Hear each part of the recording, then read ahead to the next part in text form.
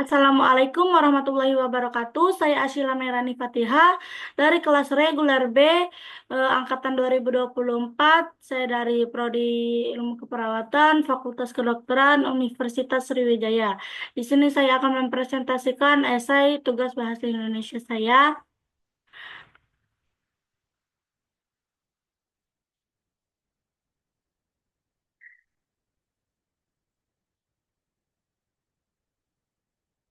Baik, saya di sini mengambil eh, judul yaitu perilaku konsumsi fast food pada remaja dan dampak terhadap kesehatannya.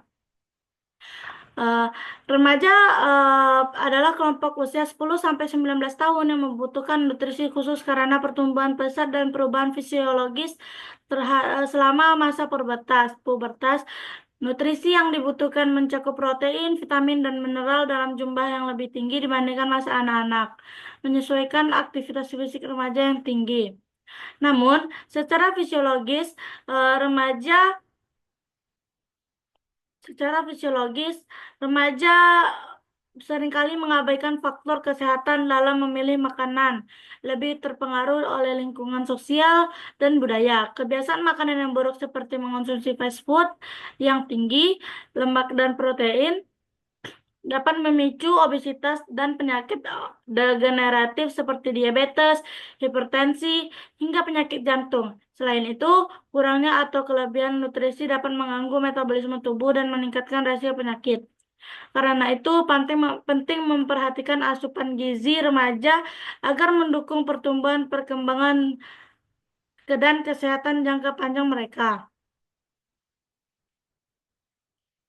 Ada faktor pendorong konsumsi makanan cepat saji. Yang pertama itu ada rasa yang enak.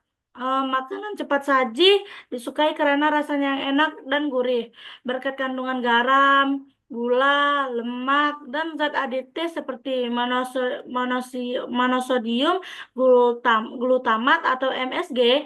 Restoran cepat saji berlomba-lomba menciptakan variasi menu baru yang menarik minat konsumen. Yang kedua itu ada harga terjangkau dan promosi diskon. Banyak nih restoran-restoran yang sering diskon, terus harganya jadi lebih murah. Harga yang relatif ini murah menjadi alasan utama mengapa remaja memilih makanan cepat saji. Terus yang ketiga, kenyamanan tempat. Restoran cepat saji biasanya dirancang sebagai tempat yang nyaman untuk berkumpul. Fasilitasnya seperti wifi gratis, suasana santai, dan lokasi strategis membuat tempat ini menjadi pilihan favorit remaja untuk bersosialisasi atau mengerjakan tugas. Yang keempat itu ada penyajian cepat dan praktis. Eh, Keterbatasan waktu membuat makanan cepat saja menjadi solusi praktis. Dengan penyajian hanya beberapa menit, remaja dapat memenuhi kebutuhan makanan mereka tanpa harus menunggu lama. Yang terakhir itu ada pengaruh teman sebaya. Lokasi sosial sangat mempengaruhi kebiasaan makanan remaja. Remaja seringkali diajak oleh teman sebaya untuk mengonsumsi makanan cepat saji, bahkan ketika mereka sadar akan resiko kesehatannya. Terus ada dampak konsumsi makanan cepat saji. Yang pertama itu obesitas. Eh, Makanan cepat saji adalah salah satu penyebab obesitas pada remaja. Kandungan kalori yang tinggi dan rendahnya aktivitas fisik menyebabkan penumpukan lemak dalam tubuh. Obesitas meningkatkan resiko penyakit degeneratif seperti diabetes tipe 2, penyakit jantung, dan hipertensi. Terus yang kedua ada hipertensi, kandungan garam yang tinggi dalam makanan cepat saji seperti kentang goreng dapat meningkatkan tekanan darah.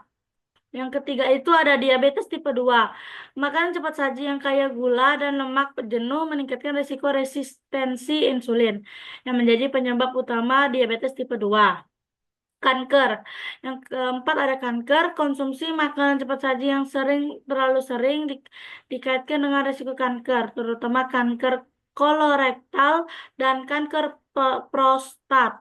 Yang kelima itu ada penyakit jantung dan stroke. Makanan cepat saji meningkatkan kadar kadar kolesterol jahat atau LDL dalam tubuh yang menyebabkan pembuluh darah. yang menyebabkan mendapat menyumbat pembuluh darah. Eh, Jika penyumbatan terjadi di jantung atau otak, hal ini dapat memicu serangan jantung dan atau stroke. Yang keenam itu ada karies gigi dan gangguan kesehatan lainnya. Kandungan gula yang tinggi dalam makanan cepat saji dan minuman pendamping seperti soda menyebabkan karies gigi atau gigi berlubang. Yang terakhir itu ada gangguan sistem pencernaan. Kurangnya serat dalam makanan cepat saji menyebabkan gangguan pencernaan seperti sembelit. Selain itu, penggunaan bahan tambahan makanan tidak alami dapat mempengaruhi kesehatan jangka panjang saluran pencernaan.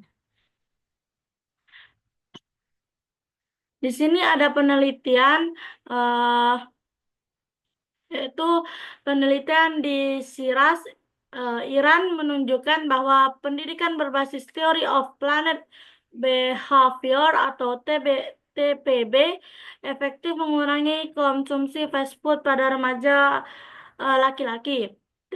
TPB mencakup tiga komponen utama, yaitu sikap norma objektif, dan kontrol perilaku yang dipersepsikan yang membentuk niat dan kebiasaan seseorang. Studi melibatkan 180 siswa yang dibagi menjadi kelompok eksperimen dan kontrol. Kelompok eksperimen menerima 6 sesi edukasi selama 2 bulan melalui ceramah, diskusi kelompok, dan media visual. Hasil menunjukkan peningkatan signifikan dalam pengetahuan, sikap, norma sosial, kontrol perilaku, dan niat perilaku pada kelompok eksperimen serta penurunan konsumsi fast food. Program TPB meningkatkan kesadaran remaja akan dampak negatif fast food mendorong kebiasaan makanan sehat.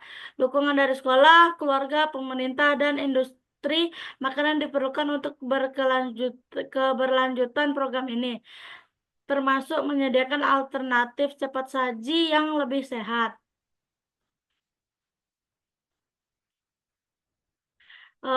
Contohnya itu ada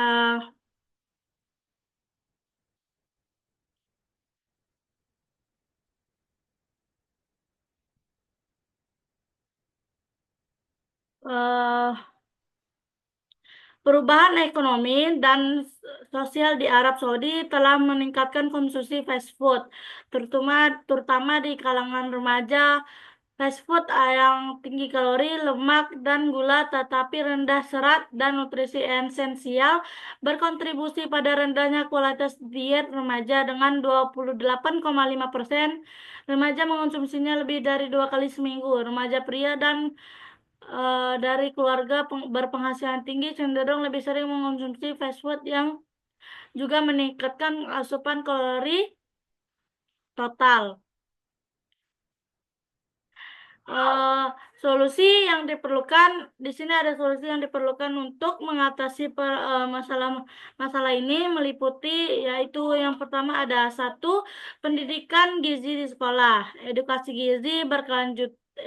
gizi berkelanjutan dengan pendekatan Theory of Planet Behavior atau TBP untuk mengubah pola pikir dan kebiasaan makanan remaja. Yang kedua itu ada peran keluarga. Orang tua dapat memberikan contoh dengan menyediakan makanan sehat di rumah dan mengurangi frekuensi makan di restoran cepat saji. Yang ketiga itu ada kolaborasi pemerintah dan industri makanan, regulasi makanan cepat saji, dan penyediaan alternatif sehat, disertai kampanye promosi makanan bergizi. Yang keempat itu ada program edukasi dan penyuluhan, edukasi luas mengenai bahaya fast food dan penting pola makan sehat melalui komunitas dan media massa. Yang terakhir itu ada promosi gaya hidup sehat, kampanye aktivitas fisik rutin dan pola makan seimbang, serta penyediaan fasilitas olahraga yang mudah diakses.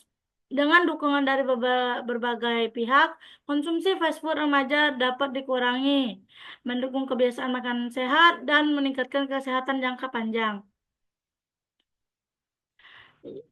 Sekian dari saya, itu tadi isi dari esai saya. Saya akhiri. eh Assalamualaikum warahmatullahi wabarakatuh.